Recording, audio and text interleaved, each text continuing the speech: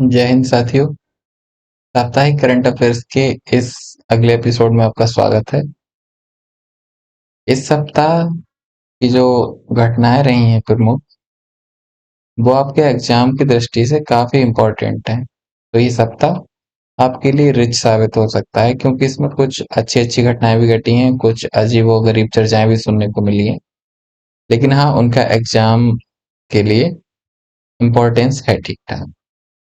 तो ये आप देख पा रहे हैं, चंद्रयान 3 हो गया, launch vehicle mark 3, brain eating amoeba, Guillain बेरे सिंड्रोम, लंबानी कड़ाई, बहुआयामी गरीबी सूचकांक, मुकुर्ती राष्ट्रीय उद्यान, PBWRS1। ये एक्चुअली एक गेहूं की किस्म विकसित की है, उसका नाम। बाकी नारी अदालतें स्थापित की जा रही हैं, उनके बारे में चर्चा करेंगे। सागर संपर्क एक सिस्टम विकसित किया गया है, उस पर चर्चा करेंगे। फिर आगे कुछ वन लाइनर्स हैं, छोटी मगर मोटी बातें, जो छोटी होंगी लेकिन काफी इंपॉर्टेंट होंगी।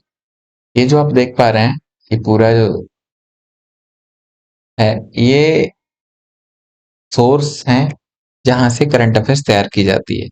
ये जो पूरी करंट अफेयर्स आप सप्ताह की देख रहे हैं, वो Indian express, the Hindu, PIB और न्यूज ऑन एयर, ये कुछ ऑथेंटिक साइट्स या न्यूज़पेपर्स हैं जहां से चीजों को कवर किया जाता है। और यहाँ से कोई भी टॉपिक के लिए बहुत संक्षिप्त कंटेंट बनाने की कोशिश की जाती है, ताकि आपको ज्यादा याद ना करना पड़े और बहुत ज्यादा चीजें भारी भरकम ना हो। तो ज्यादा समय ना लेते हुए चलिए शुरू करते हैं। चंद्रयान 3। चंद्रयान 3 सबको पता होगा इस बारे में। अभी हाल ही में 14 जुलाई को इसको लॉन्च किया गया, LBM Mark 3 के द्वारा। LBM-3M4 इसका वेरिएंट है। इसके द्वारा लॉन्च किया गया है। कहाँ से? आंध्र प्रदेश के श्रीहरिकोटा के सतीश धवन अंतरिक्ष केंद्र से। तो आपको डेट ध्यान रखने की जरूरत नहीं है, क्योंकि ये एग्जाम में पूछी भी नहीं जाती है। बस जो ध्यान रखने वाली बात है वो है आपकी लॉन्चिंग यान, जिससे ये लॉन्च किया गया, वो है LBM Mark 3। तो LBM Mark 3 को ध्यान रखेंगे आप। अब चंद्रयान 3 की कुछ बहुत ही महत्वपूर्ण बातें हैं, उनको देखते हैं। चंद्रयान 3 कुछ प्रमुख अंतरों के साथ चंद्रयान 2 का ही संशोधित संस्करण है। ऐसा क्यों कहा जा रहा है? क्योंकि चंद्रयान 2 को जब हमने 2019 में भेजा था, तब हम किसी वजह से उसमें फेल रहे थे सॉफ्ट लैंडिंग कराने में। चंद्रयान 2 में 3 कंपोनेंट थे, ऑर्बिटर, लैंडर और रोवर। जबकि चंद्रयान 2 में ऑर्बिटर को शामिल नहीं किया गया है। ऑर्बिटर हमारा चंद्रयान 2 वाला ही काम कर रहा है। तो चंद्रयान 3 में लैंडर, जिसका नाम विक्रम होगा, और रोवर, जिसे प्रज्ञान कहा गया है, वो चंद्रमा की सतह पर उतरेंगे। और ये अपने साथ कुछ वैज्ञानिक उपकरण ले गए हैं, जिनके माध्यम से खनिज विज्ञान, भूकंप विज्ञान और थर्मल गुणों का अध्ययन किया जाएगा। तो हमारे चंद्रयान 3 है, उस मिशन का लक्ष्य क्या है, उद्देश्य क्या है? चंद्रमा के दक्षिणी ध्रुव पर सॉफ्ट लैंडिंग हासिल करना, जो 2019 में चंद्रयान 2 से नहीं हो पाई थी। ये इसका मेन लक्ष्य है। चंद्रयान 3 के जो उद्देश्य हैं 3, ये इसरो ने बताए हैं कि चंद्रमा की सतह पर सुरक्षित और सॉफ्ट लैंडिंग का प्रदर्शन करना, साथ ही रोवर को चंद्रमा की सतह पर घूमते हुए प्रदर्शित करना, और इसके अलावा यथास्थान वैज्ञानिक प्रयोगों का संचालन करना। ये चंद्रयान 3 के लक्ष्य। अब ये पूरा इमेज देख पा रहे हैं आप, ये चंद्रयान 3 का पूरा इमेज है। ये हमारा मेन पेलोड का हिस्सा है, जहां पर रोवर और लैंडर जुड़े होते हैं। आगे है ये इमेज जो आप देख पा रहे हैं, इसमें पहली इमेज लैंडर की है। ये चंद्रमा की सतह पर लैंड कराएगा रोवर को। तो रोवर को लैंड कराने में सहायता जो करेगा वो होगा लैंडर, और इसके माध्यम से हम जो चंद्रमा की सतह है, उसके प्लाज्मा के घनत्व और समय के साथ उसमें क्या परिवर्तन आया है, इसके अलावा चंद्रमा की सतह के जो तापीय गुण है, उसको मापने में मदद करेगा लैंडर। इसके अलावा रोवर क्या करेगा? रोवर वहां की रासायनिक संरचना को प्राप्त करना, खनिज संरचना का अनुमान लगाना, इसके अलावा मिट्टी और चट्टानों की मौलिक संरचना को निर्धारित करना, ये रोवर करेगा। ये रोवर है। रोवर लैंडर में होगा। लैंडर जब चंद्रमा की सतह पर लैंड कर जाएगा तब ये मेन गेट है, ये गेट खुलेगा। ये गेट खुल के और हमारा लैंडर नीचे उतर जाएगा। सॉरी, रोवर नीचे उतर जाएगा। आगे है launching vehicle mark 3। Launch vehicle mark 3 LVM-3, ये वही लॉन्च व्हीकल है जिससे चंद्रयान 3 को लॉन्च किया गया है। अगेन चर्चा में क्यों आया? क्योंकि 14 जुलाई को हमने चंद्रयान 3 को लॉन्च किया है। LVM-3 की जो मेन बातें हैं वो आप ध्यान में रखिए, बिल्कुल बिठा लीजिए। यहाँ पर केवल मेन पॉइंट्स को ही शामिल किया गया है, इधर उधर की लफाजी से बचा गया है बिल्कुल भी। आपको ध्यान रखना है कि जो चंद्रयान 3 के बारे में जो जानकारियां दी गई हैं उतनी याद रख लें कम से कम। इसके अलावा आपको पीएचडी करने की बहुत ज्यादा जरूरत है नहीं। यूट्यूब पे बहुत सारे वीडियोस होंगे जो पीएचडी करा रहे होंगे करंट अफेयर्स के नाम पर वहां से बचना है, क्योंकि वो टाइम ही खर्च होगा, उतनी चीजें आपको याद भी नहीं रहेंगी। एक जागरूक एस्पायरेंट होने के नाते इतनी चीजें आपको याद रखनी चाहिए, और जितनी रखनी चाहिए वो इस चीज में, जो स्लाइड है इसमें शामिल है। तो आगे है LVM-3। LVM-3 को देखते हैं। GSLV मार्क 3 को ही LVM-3 का नाम दिया गया है। जो हमारे GSLV का उन्नत संस्करण था, जिसे हम GLV मार्क 3 कहते हैं, उसको LVM-3 नाम कर दिया गया। इसके 3 चरण होते हैं। GSLV मार्क 3 के भी 3 चरण थे। पहला चरण, दूसरा चरण और तीसरा और अंतिम चरण। पहले चरण में हमने सॉलिड फ्यूल का यूज किया है, ठोस ईंधन का प्रयोग किया है। और ये जो ठोस ईंधन है वो S-200 बूस्टर पट्टियों के रूप में है। ये जो आप इधर चित्र में ये देख पा रहे हैं, ये दो बूस्टर पट्टियां लगी हुई हैं।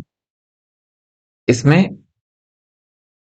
S-200 ईंधन है, ठोस ईंधन, जिसमें हाइड्रोक्सिल टर्मिनेटेड पॉलीब्यूटाडाइन यूज किया गया है।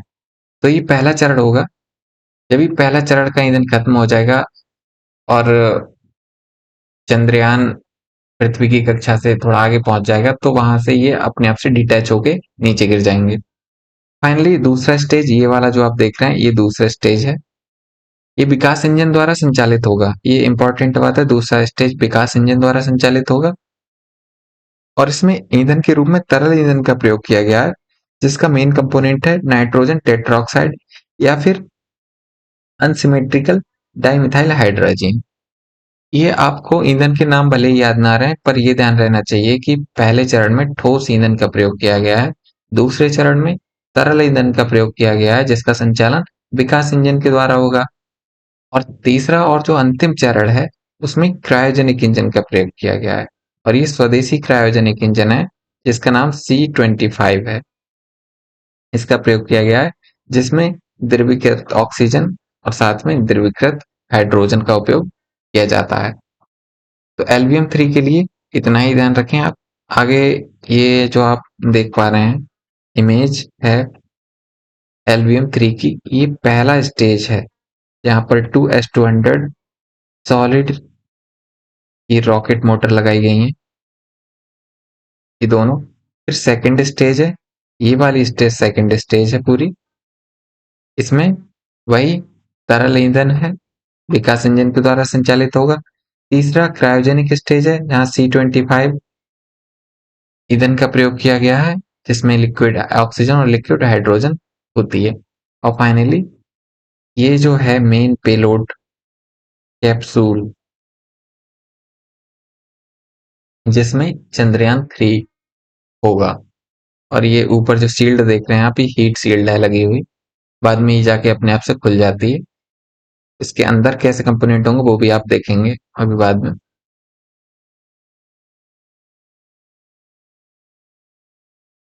ये SLV, ASLV, PSLV, GSLV और GSLV मार्क 3, ये इसरो के जो प्रक्षेपित यान रहे हैं उनका विकास क्रम है। सबसे पहले SLV था, सैटेलाइट लॉन्च व्हीकल नाम है इसका।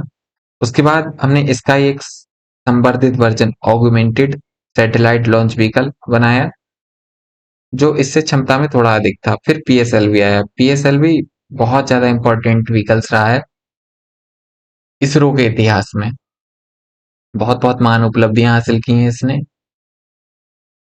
फिर आपका जीएसएलवी मार्क सेकंड और जीएसएलवी मार्क थ्री, ये मार्क दो का ही उन्नत संस्करण है। अब आगे देखते हैं।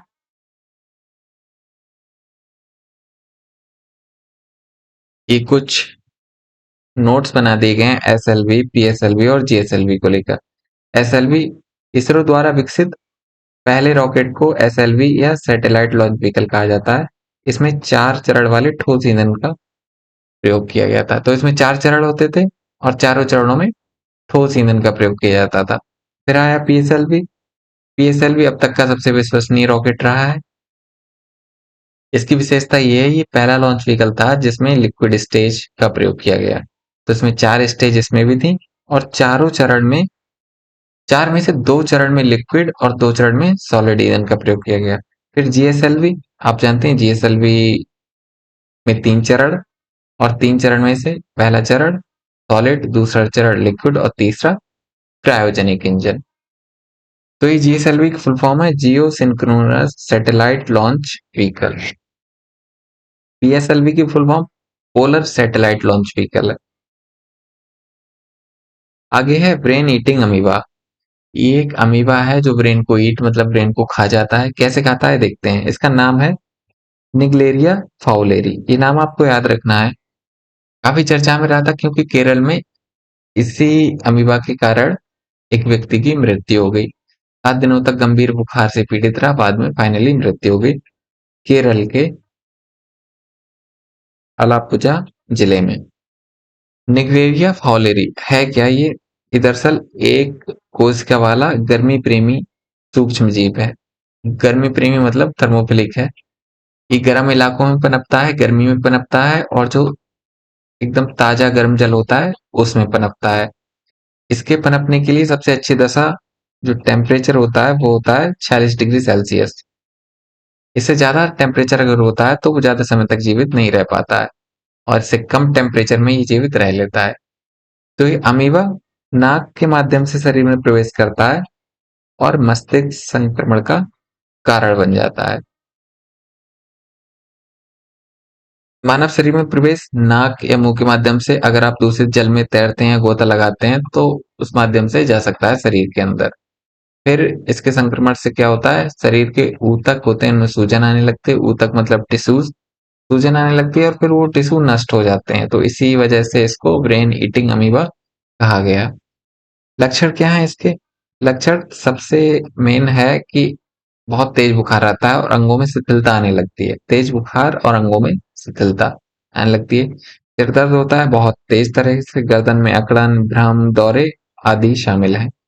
संक्रमण बहुत तेजी से बढ़ता है, कोमा और मृत्यु का कारण बन सकता है। इसमें जीवित रहने की संभावना बहुत कम होती है। अच्छी बात यह है कि निग्लेरिया फाउलेरी का जो संक्रमण है वो एक व्यक्ति से दूसरे व्यक्ति में नहीं फैलता। तो निग्लेरिया फाउलेरी, ब्रेन ईटिंग अमीबा। आगे है गुइलेन बेरे सिंड्रोम। इसकी भी चर्चा बहुत रही थी क्योंकि एक गंभीर आपदा का रूप ले लिया था इसने पेरू में। पेरू साउथ अमेरिका का एक देश है, चिली के पास में है पेरू। तो वहां पर इसका विस्तार इतना ज्यादा हो गया था कि वहां की सरकार को 90 दिन का राष्ट्रीय स्वास्थ्य आपातकाल घोषित करना पड़ा। तो जानेंगे गुइलेन बैरो सिंड्रोम के बारे में क्या है। इसे जीवीएस भी कहते हैं। तो जीवीएस एक दुर्लभ न्यूरोलॉजिकल ऑटोइम्यून डिसऑर्डर है। Rare neurological autoimmune disorder. Autoimmune disorder कहने का मतलब ये है कि इसमें क्या होता है, जब ये अटैक करता है ब्रेन पर, तो ये जो ब्रेन का, ये आप पूरे देख रहे हैं पेरिफेरल सिस्टम, इस पे अटैक करता है और धीरे धीरे क्या होता है, अंदर की टिश्यू को ये खाने लगता है। अंदर की जो सेल्स होती हैं उनको खाने लगता है, वो डैमेज हो जाती हैं फाइनली। और होता क्या है, अधिकांश मामलों में पैरालाइज हो जाता है व्यक्ति। तो पैरालिसिस जैसी उत्पन्न हो जाती है।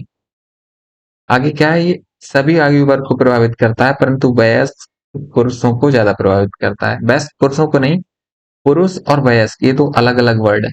पुरुष और वयस्क को ज्यादा प्रभावित करता है, मतलब पुरुष और वयस्क इसके प्रति ज्यादा संवेदनशील होते हैं।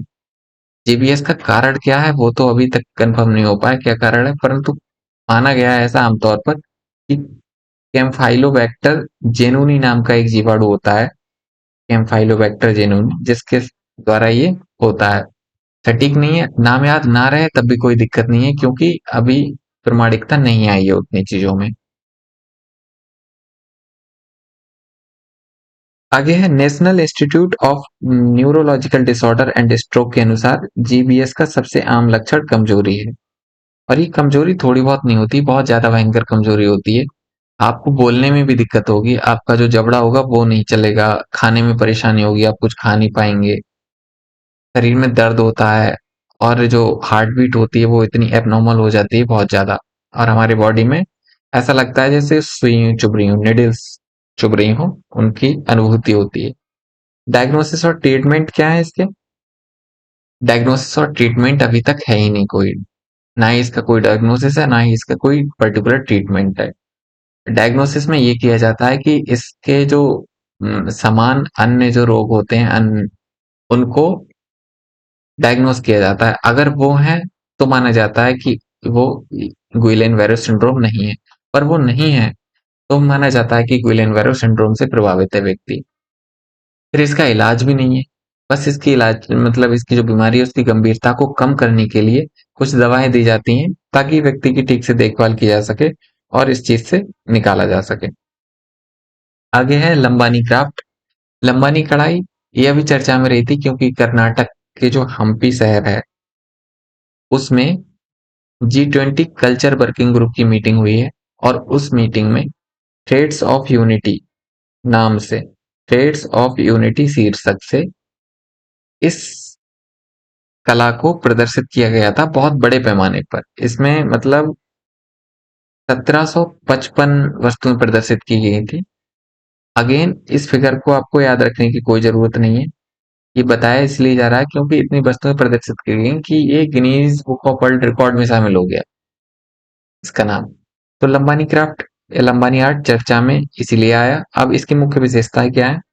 लंबानी आर्ट, लंबानी दरअसल एक समुदाय का नाम है, खाना बदोश जनजातियां होती हैं, उनके ही नाम पर इनको लंबानी आर्ट कहा गया। और इन जो जो समुदाय है इसको बंजारा समुदाय भी कहते हैं, इस वजह से इसको बंजारा कढ़ाई के नाम से भी जाना जाता है, बंजारा क्राफ्ट। तो बंजारा क्राफ्ट या लंबानी कढ़ाई, लंबानी आर्ट बात एक ही है। तो लंबानी आर्ट बंजारा समुदाय द्वारा प्रचलित कपड़ा अलंकरण का एक रूप है, कपड़े पर इसको अलंकृत किया जाता है और इसमें रंगीन धागे और दर्पण का प्रयोग किया जाता है, और बहुत ढीले ढीले बुने हुए कपड़े पर, बहुत ढीले बुने हुए कपड़े पर सिलाई पैटर्न इसकी प्रमुख विशेषता है। इसकी जो तकनीकी और सौंदर्य शास्त्र है वो पश्चिमी यूरोप, वो पूर्वी यूरोप, पश्चिमी एशिया, मध्य एशिया, इन क्षेत्रों में जो कपड़ा निर्माण की पारंपरिक तकनीक है उनसे हूबहू मिलती है, अधिकांश समानताएं पाई जाती हैं। इस वजह से ये जो वर्किंग ग्रुप की मीटिंग हुई थी उसमें कहा गया था कि ये कहीं ना कहीं अंतरराष्ट्रीय अंतर संबंधों को भी प्रदर्शित करती है ये आर्ट, इसीलिए इसे और प्रमोट किया जाना चाहिए, तो प्रमोट किया जा रहा है। लंबानी समुदाय कौन है? ये खानाबदोश जनजातियां हैं जो पूरे भारत में फैली हुई हैं। इनका ओरिजिन पता नहीं है, लेकिन कुछ लोग मानते हैं कि ये यूरोप के जो रोमन लोग थे उनके वंशज हैं, और ये भारत में अफगानिस्तान होते हुए राजस्थान गुजरात में आए और फिर ये दक्षिण भारत की ओर चले गए। लंबानी आर्ट के बारे में इतना ही। आगे है बहुआयामी गरीबी सूचकांक, हाल ही में रिलीज हुआ है। इसकी इंपॉर्टेंस प्रीलिम्स की दृष्टि से इतनी है कि इसे जारी कौन करता है? तो दो संस्थाएं यूएनडीपी मेजर और माइनर ओफी, ये दोनों संयुक्त रूप से इसे जारी करती हैं। इंपॉर्टेंट फैक्ट ये है कि इसके आयाम कितने हैं? 3 आयाम होते हैं, स्वास्थ्य, शिक्षा और जीवन स्तर। इन तीनों के बेस पे इस सूचकांक को प्रदर्शन लाया जाता है। आगे है सूचकांक के मुख्य निष्कर्ष। ये मेंस के हिसाब से इंपॉर्टेंट हो जाते हैं, प्रीलिम्स के हिसाब से केवल एक ही फैक्ट इंपॉर्टेंट है, वो आप याद रख सकते हैं। इवन मेंस के हिसाब से भी आप केवल इतना ही ध्यान रखेंगे तब भी कोई दिक्कत है नहीं, क्योंकि इतना फैक्ट याद रखना लंबे समय तक मुश्किल हो जाएगा, तो वही याद रखिए जो ध्यान में रह सके। तो हम चर्चा कर लेते हैं। अप्रैल 2023 में भारत 142.86 करोड़ लोगों के साथ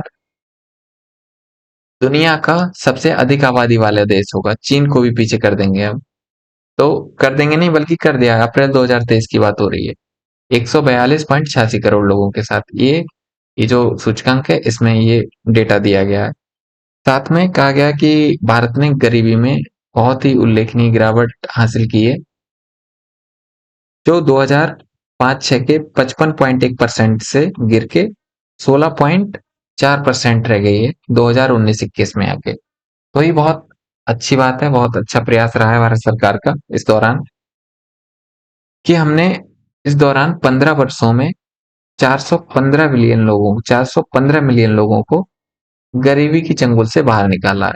तो ये वाला जो फैक्ट है ये पूरा आपको एज इट इज ध्यान रखना है कि इन 15 वर्षों में हमने आश्चर्यजनक रूप से 400 मिलियन से अधिक लोग या 415 मिलियन लोग उनको गरीबी की चंगुल से बाहर निकाला है। आगे है बहुआयामी रूप से गरीबी और पोषण से वंचित लोगों का प्रतिशत 2005-6 में जो 44.3% था वो 2019 और 21 में आके 11.8% रह गया है। इसमें भी हमने अच्छी सफलता हासिल की है। और जो बाल मृत्यु दर है वो 4.5 से घटकर 1.5 रह गई है। तो ये था बहुआयामी गरीबी सूचकांक। आगे देखते हैं मुकुर्ती राष्ट्रीय उद्यान। मुकुर्ती राष्ट्रीय उद्यान चर्चा में इसीलिए आया क्योंकि यहाँ पर जो अवैध शिकारी गतिविधियां होती थी उन पर अंकुश लगाने के लिए जो नीलगिरी वन विभाग है, तमिलनाडु वन विभाग, उसने कुछ कदम उठाए हैं, कुछ निगरानी के कदम उठाए हैं, इसीलिए चर्चा में आया। यहाँ अवैध शिकार की गतिविधियां बहुत ज्यादा होती थी। तो देखते हैं मुकुर्ती राष्ट्रीय उद्यान। सबसे पहले इसकी लोकेशन देख लीजिए। ये जो मैप आप देख पा रहे हैं इसमें ये वाला जो है ये मुकुर्ती राष्ट्रीय उद्यान है। ये पूरा जो क्षेत्र है, पूरा जो इमेज है वो नीलगिरी की क्षेत्र है। इसमें ये मुकुर्ती राष्ट्रीय उद्यान है, ये साइलेंट वैली नेशनल पार्क है जिसकी चर्चा अभी होगी, और ये मुदुमलाई नेशनल पार्क है। तो मुकुर्ती राष्ट्रीय उद्यान अगेन क्षेत्रफल आपको ध्यान रखने की कोई जरूरत नहीं है, एग्जाम में बिल्कुल भी नहीं पूछा जाता है। प्रारंभिक नाम इसका नीलगिरी तह राष्ट्रीय उद्यान था। क्यों था? क्योंकि इसकी मुख्य प्रजाति नीलगिरी तहरी है। तो इस प्रजाति के अलावा यहाँ पर रॉयल बंगाल टाइगर, साथ में एशियाई हाथी जैसे लुप्तप्राय प्रजातियां भी पाई जाती हैं। ये पार्क जो है नीलगिरी बायोस्फीयर रिजर्व का एक हिस्सा है, जो भारत का पहला बायोस्फीयर रिजर्व। अब आपको यही ध्यान रखना है कि नीलगिरी बायोस्फीयर रिजर्व भारत का पहला बायोस्फीयर रिजर्व है, और ये कहाँ स्थित है? नीलगिरी पठार के पश्चिमी किनारे पर। आगे है साइलेंट वैली नेशनल पार्क और मुदुमलाई नेशनल पार्क इसकी सीमाओं पर स्थित है। ये जो हाईलाइट किए गए हैं ये साइलेंट वैली नेशनल पार्क और ये है मुदुमलाई वन्य जीव अभ्यारण्य, ये इसकी सीमाओं पर स्थित है। इसमें आप राजीव गांधी नेशनल पार्क भी याद रख सकते हैं। तो ये जो 4 नेशनल पार्क हैं ये आप ध्यान रख लीजिए।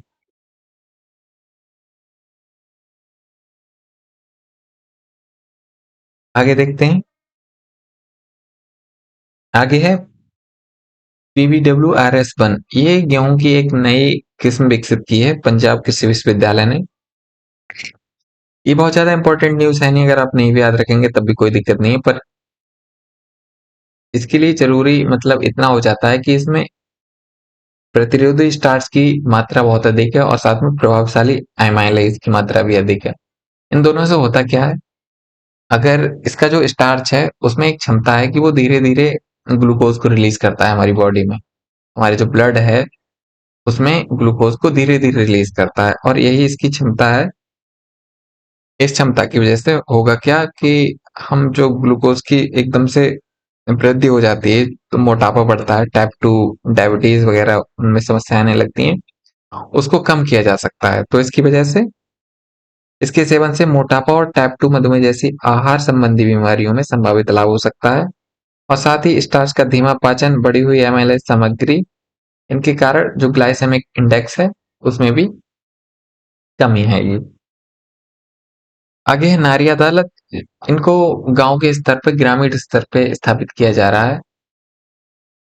ये पहल शुरू की है महिला एवं बाल विकास मंत्रालय ने, महिला एवं बाल विकास मंत्रालय, और महिला एवं बाल विकास मंत्रालय के तहत ही एक परियोजना शुरू की गई थी, मिशन शक्ति। जिसकी एक उपयोजना है संबल उपयोजना। उस उपयोजना के तहत ही इसको लॉन्च किया गया है। तो ये एक पहल शुरू की गई है। अब होगा क्या, शुरुआत में क्या किया गया है, जम्मू कश्मीर और असम के 50-50 गांव को चुना गया है पायलट प्रोजेक्ट के तौर पे। यहाँ शुरू किया जाएगा, फिर आगे 6 महीनों में इनका विस्तार पूरे देश में किया जाएगा। तो अभी असम और जम्मू कश्मीर असम और जम्मू कश्मीर में इसको पायलट प्रोजेक्ट के तौर पे शुरू किया गया है। उद्देश्य क्या होगा, उद्देश्य होगा घरेलू हिंसा, संपत्ति के अधिकार और पितृसत्तात्मक व्यवस्था को चुनौती देने जैसे मुद्दों के लिए वैकल्पिक समाधान मंच प्रदान करना। इसके अलावा जो सामाजिक योजनाएं उनके बारे में जागरूकता बढ़ाना, कानूनी अधिकारों के बारे में जागरूकता बढ़ाना, अपने अधिकार क्षेत्र में जितने भी मामले आते हैं उनका समाधान करना, ये इनके उद्देश्यों में शामिल है। संरचना इसकी जरूरी हो जाती है कि इसमें कौन कौन लोग शामिल होंगे। तो इसमें 7 से 9 सदस्य शामिल होंगे जिनको न्याय सखी कहा जाएगा, न्याय सखियां या कानूनी मित्र कहा जाएगा। ये जो कानूनी मित्र होंगी उनमें से आधी जो सदस्य होंगी वो जो ग्राम पंचायत होगी उसमें से शामिल होंगी, और साथ में जो आधी होंगी शेष, उनको उस ग्राम पंचायत में जो प्रतिष्ठित महिलाएं होंगी, किसी भी क्षेत्र में प्रतिष्ठित महिलाएं होंगी, उनको शामिल किया जाएगा। और ये न्याय सखियां मिलके एक मुख्य न्याय सखी का चयन करेंगी। मुख्य न्याय सखी जो 6 महीने की अवधि के लिए होगी, 6 महीने की अवधि के लिए मुख्य न्याय सखी का चयन करेंगी। तो इन अदालतों को हालांकि कानूनी दर्जा प्राप्त नहीं होगा, लेकिन ये आपसी सहमति से मामलों को सुलझाने की कोशिश करेंगी। सुलह और आपसी सहमति ये दोनों इनके एजेंडे में शामिल है। आगे है सागर संपर्क योजना। सागर संपर्क की योजना नहीं है, दरअसल एक प्रणाली है, सिस्टम। इसे विकसित किया है पोत परिवहन और जल मार्ग मंत्रालय। पोत परिवहन और जल मार्ग मंत्रालय ने एक प्रणाली विकसित की है। इसका फायदा समुद्री उद्योग में होगा। समुद्री उद्योग में जो डिजिटल परिवर्तन आ रहे हैं उसमें होगा इसका फायदा। तो सागर संपर्क प्रणाली है क्या, ये एक स्वदेशी differential global navigation satellite system है। Differential global navigation satellite system है। इसका मुख्य उद्देश्य समुद्री संचालन में दक्षता और प्रभावकारिता को बढ़ाना है। इससे फायदा क्या मिलेगा, जो नाविक हैं उनको सुरक्षित नेविगेशन मिलेगी, नाविकों को सुरक्षित नेविगेशन में मदद मिलेगी। साथ ही बंदरगाही क्षेत्र में जो टकराव की स्थिति होती है, दुर्घटनाएं होती हैं, वो जोखिम भी कम होंगे और जहाजों की सुरक्षित और कुशल आवाजाही सुनिश्चित होगी। ये इससे ही लिंक एक टॉपिक है थोड़ा सा, तो इसमें शामिल कर दिया गया है IRNSS और नाविक। IRNSS की फुल फॉर्म है Indian regional navigation satellite system. ये हमारे भारत का रीजनल नेविगेशन सैटेलाइट सिस्टम है। जैसे आपने जीपीएस का नाम सुना होगा, जीपीएस ग्लोबल पोजिशनिंग सिस्टम है, और ये केवल भारतीय उपमहाद्वीप को कवर करेगा, IRNSS। तो इसमें शुरुआत में कहा गया था कि 7 उपग्रह होंगे, लेकिन वर्तमान में इसमें 8 उपग्रह शामिल हैं। और ये 8 उपग्रह भारत प्लस भारत के चारों तरफ के 1500 किलोमीटर तक के एरिया को कवर करेगा, और वहां पर नेविगेशन उपलब्ध कराएगा कुछ सटीक मानकों के साथ। तो 2016 में जब इसकी फाइनल लॉन्चिंग हुई थी तब प्रधानमंत्री द्वारा इसका नाम बदलकर नाविक कर दिया गया था। वर्तमान में इसमें 8 उपग्रह शामिल हैं, जिसमें 3 भू-स्थिर कक्षा में और 5 भू-समकालिक कक्षा में प्रेजेंट। आपको ध्यान इतना रखना है कि IRNSS में 8 उपग्रह शामिल है। बस आगे देखते हैं। आगे वन लाइनर सेक्शन आ गया, ये बहुत इंपॉर्टेंट होता है, फैक्ट होते हैं टोटली। सबसे पहले मलाला डे। मलाला डे 12 जुलाई को मनाया जाता है। इतना ही याद रखिएगा कि 12 जुलाई को मनाया जाता है। उद्देश्य क्या है इसका, दुनिया भर में महिलाओं और बच्चों के अधिकारों का सम्मान करना। दुनिया भर में महिलाओं और बच्चों के अधिकारों का सम्मान करना। इसके अलावा टेलर ग्लेशियर ये चर्चा में रहा था, क्योंकि इसकी जो ब्लड फॉल्स की घटना होती है, ये देख रहे हैं आप लाल लाल, ये ब्लड फॉल्स मतलब खून की तरह इसमें फॉल्स होता है, उसकी जो घटना होती है उसके कारणों की खोज की गई थी। तो इसके कारण में बताया गया है कि इसमें लौह समृद्ध जो नैनोस्फीयर होते हैं वो इसका कारण है, इसके लाल रंग होने का कारण है। और नैनोस्फीयर में कौन कौन शामिल है, सिलिकॉन, कैल्शियम, एल्यूमिनियम और सोडियम जैसे तत्व शामिल है। तो ये टेलर ग्लेशियर, ये आप देख पा रहे हैं चित्र, है कहाँ पर, अंटार्कटिका में। इसके अलावा ओस्टियो एचारनेट, ये एक उपकरण है, ढांचा, जिसे विकसित किया है आईआईटी गुवाहाटी के शोधकर्ताओं ने। क्यों विकसित किया है, उद्देश्य क्या होगा, काम क्या करेगा? जो ऑस्टियोआर्थराइटिस होती है, ऑस्टियोआर्थराइट होती है, उसके जो एक्सरे होता है, उस एक्सरे का जो विश्लेषण होता है उसको और बेहतर बनाने के लिए, स्वचालित रूप से उसको बेहतर बनाने के लिए ऑस्टियो एचआरनेट का विकास किया गया। तो ऑस्टियो नाम से आप ध्यान रख सकते हैं कि ये किस चीज से संबंधित है। आगे है ऑपरेशन सदर रेडीनेस। ऑपरेशन सदर रेडीनेस ये एक वार्षिक अभ्यास है जो हर वर्ष आयोजित किया जाता है। इस वर्ष भी आयोजित किया गया, कहाँ पर, सेशेल्स में। अगेन नॉट इम्पॉर्टेंट लोकेशन कि कहाँ आयोजित किया गया। इवन ये क्वेश्चन भी आए इसकी संभावना बहुत कम है। बस इसमें जो भाग लिया था हमारे यहाँ से जो जलपोत था, INS सुनैना, उसने भाग लिया था। आगे है विश्व युवा कौशल दिवस, ये थोड़ा इंपॉर्टेंट है। इसका कारण है, इसमें बताया जाएगा अभी। विश्व युवा कौशल दिवस हर वर्ष 15 जुलाई को मनाया जाता है। इसे 2014 में संयुक्त राष्ट्र महासभा द्वारा सर्वसम्मति से श्रीलंका के नेतृत्व में इस प्रस्ताव को अपनाया गया था। अगेन ये इंपॉर्टेंट है ही नहीं, केवल आपको इतना ध्यान रखना है कि विश्व युवा कौशल दिवस 15 जुलाई को मनाया जाता है और इस अवसर पर हमने क्या किया था कि नमदा कला, ये जम्मू कश्मीर की एक कला है, लगभग लुप्त हो चुकी है। उस कला से बने जो उत्पाद हैं उसका पहला बैच यूके को निर्यात किया था। ये जो आप चित्र देख पा रहे हैं यहाँ पर, ये है नमदा आर्ट।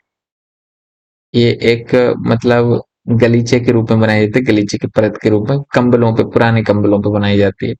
नमदा का अर्थ है पुराने कंबलों से बने नियमित गलीचे के ऊपर की परत। तो इसको इसीलिए इसको नमदा आर्ट कहा जाता है। ये कश्मीर की पारंपरिक शिल्प है। इसमें शुद्ध भेड़ के ऊन से गलीचे बनाना शामिल होता है। तो ये आप देख लीजिए।